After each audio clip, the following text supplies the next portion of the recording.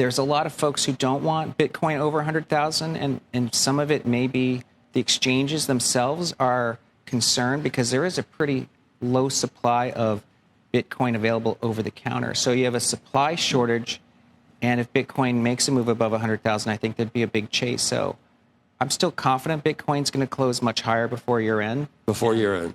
Before year end, yeah. So break $100,000 before the end of the year? Yeah, well above 100,000 before year end. It's just a matter of time. December 2nd. It's not that long, Tom. So it's going to do it in the next 4 weeks. Tom makes bold short-term calls. I know, you're nuts, and they all come, usually they come true. Hey everyone, hope you guys are all having a wonderful day. Tom Lee does it again.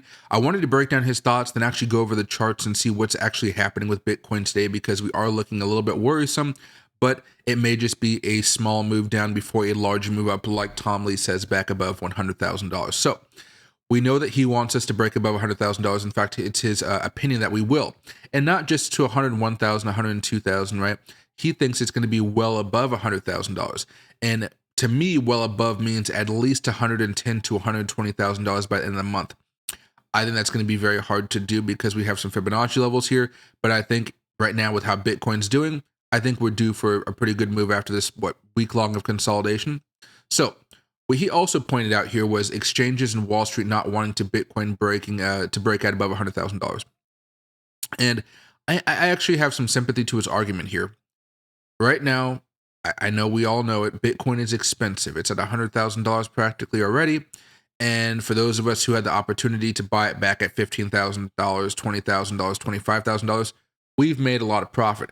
But if you're using this for work, or maybe you're a Wall Street institution that just got involved, you know, you're not happy that you're having to pay top dollar for Bitcoin because, of course, they didn't believe in it back in the day, or they just didn't want to have to deal with the SEC, and all that's fair.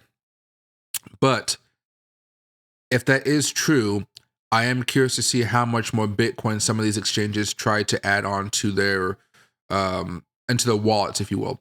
We've known that there are tons of exchanges out there. I mean, there's a lot nowadays. Most of them are not allowed in the United States because they're too large. Maybe we'll get them back with some regulation in the future here. But for now, a lot of those exchanges like a Binance or a KuCoin or a BitGet, they're loading up on Bitcoin right now. And of course, they don't really want to pay that top dollar price. I mean, who would, honestly? Who would? But again, this is what makes it so interesting for all of us, though, that have been holding Bitcoin for a while. We've opening up some positions. Well, there's just a lack of Bitcoin available to be bought. There's just not much out there. There's a scarcity issue. So if there's going to be a strong amount of demand, if we break above $100,000 plus a massive lack of supply, you could see Bitcoin going sky high because the rest of the world is going to have to try to buy it as well. Luckily for us, America already has Bitcoin on the books. We've been having it for a while, I think since 2021, which is, great. We did see a little bit of a scare yesterday as the government moved some of that Bitcoin, I think $2 billion worth over to Coinbase Prime. That kind of caused a spook. You saw a lot of assets have a really sharp decline temporarily before rallying back up here.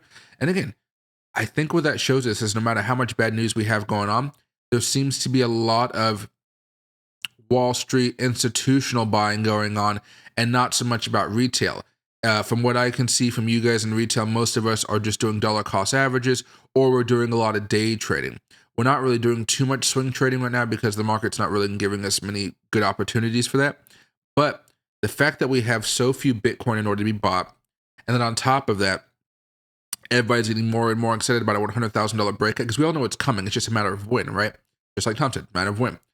With all that happening, it could be a massive cycle because retail hasn't even come back in yet. That's the crazy thing. As somebody that's been doing this for quite a bit of time, I'm used to retail dictating where Bitcoin goes. And that usually leads us to going up a lot, down a lot of volatility, if you will. But this cycle, what's been happening? We would consolidate for about 5-6 months, then have a massive breakout. Consolidate for about 4 or 5 months, massive breakout. And then again, we've done it a few times now. And we really haven't had retail come in to keep us going higher and higher and higher and higher. And in fact, I would say retail has actually been staying away from Bitcoin this time. And they've really been going for this altcoin mania. And normally I would say meme coin mania, but altcoins have also just been doing everything, having their own crazy moments, right? So I've always been a big proponent of meme coins because I love those a lot. I got a lot of money out of them the last few weeks. We talked about going into everything else now, as well as AI tokens actually. And the meme coins, AI tokens, meme coins went first. AI tokens are booming with everything else, and they're not actually staying with the meme tokens here, which is pretty curious. So I'm going to be watching all of this closely. But now let's break into the charts here, because I do want to show you guys what's going on from a technical perspective. Now, despite the last 2 weeks being a little bit more bearish, we're still very, very close to $100,000, which is that white line right there. We're very, very close at this point in time. We also see momentum is continuing to increase week after week. We've been doing good so far, right? So no matter what I see on the daily chart, this weekly trend is still going higher, and that's really what we want to see at the end of the day here. For those of you guys who are thinking long term, not just trying to find the precise day that Bitcoin breaks out. However, when we do go over here to the daily chart, you guys are still going to see this little horizontal line. That's $100,000. But there's something going on here, right? We have a bearish MACD right here. And typically these bearish MACDs do last for a little bit of time. Luckily for us, the last two have not. But typically when we have them, like you can see right here, it does lead to Bitcoin being a little bit of a buzzkill, just not doing anything crazy. Sometimes it can be very bad, like now over here with the MACD turning over. But most of the times it just turns boring, especially when the weekly chart is bullish. The weekly chart just turned bullish over here, so that's why you can see this one didn't really do much. This one didn't do much when we had those negative MACDs here. So as far as Bitcoin is concerned, this was my thesis a few days ago. So far, it is actually working out pretty well. But the whole goal was that Bitcoin would come back up here. It would get rejected from some level, right? And then we would end up making another low, but it would be a higher low than the previous one. And then we would find a way to bounce up and break out well above $100,000. That's still the goal right now. I know we're taking a very long time to do this because there is so much buying pressure. Remember, normally when we have these moves, we come down quite fast in order to have a kind of get it over with. This time it took 1 day, 2 days, 3 days, 4 days, maybe 5 days before we actually had that move down to officially make that new low where everybody can feel confident about buying back in. And we're using this 20-day moving average right here as a level of support. Now, as far as I'm concerned, I'm not really taking a trade right now because the daily MACD isn't really there for me as far as being bullish just yet. But I think what this is allowing us to do is just to dollar cost average some of our favorite tokens a little bit longer. So I've been adding a little bit more to my Bitcoin positions here. Not too much because, of course, Bitcoin's not going to move up parabolically compared to like some of these altcoins that we all know and love. But for as long as we want to settle down here before that larger breakout, I think when it comes to Ethereum, Solana, I'm buying some more of those, especially Solana because it's a little bit more oversold now. Then I'm looking to do a little bit more day trading on XRP. Some of you guys have been talking about like dollar cost averaging XRP and stuff like that. It's kind of ran up so far and I've been holding it for so long. I feel really inclined to just scale some of it out. As far as my my swing trades that I opened up with it a few weeks ago, waiting for some type of move, I think I pretty much just moved all my stop losses up and I'm just going to let them sit. And that's what I'm doing for a lot of positions right now because Bitcoin should make a fairly large move right above $100,000. But right above that, we have two big levels of resistance. First one is going to be $104,000. Next one up here is going to be around $109,000. And I know you're like, those are just two lines. But so far this cycle, these lines have been very instrumental for us in helping us figure out where those consolidation points are. Massive consolidation for months. Consolidation, I would say this is a little bit of a different thing because we had the ETFs coming on live and that kind of changes stuff. But you can see, just again, it hit us down pretty hard.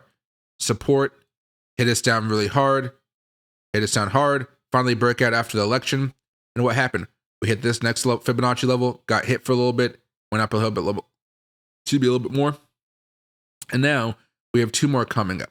So if you guys are looking for another move here, maybe Bitcoin will rally well through this. Maybe we'll just go straight to the next price target of up $130,000. For me, I'm still going to be scaling out like a good 15 to 20% of my assets right here, just in case during January we have a massive pullback, maybe back down to $89,000, and then we end up having another big rally or something like that. I'm going to scale out a lot over here. If we do take a pretty big dump, I don't think the market's going to be the bull market's going to be over. So what I plan on doing is simply just saying, hey, if we do have that big January dump, which is typical for the bull market, I'm just going to buy up a bunch of stuff back over here. Take some profit, go buy some nice stuff for myself, and then wait to see what happens as Bitcoin hits 130,000.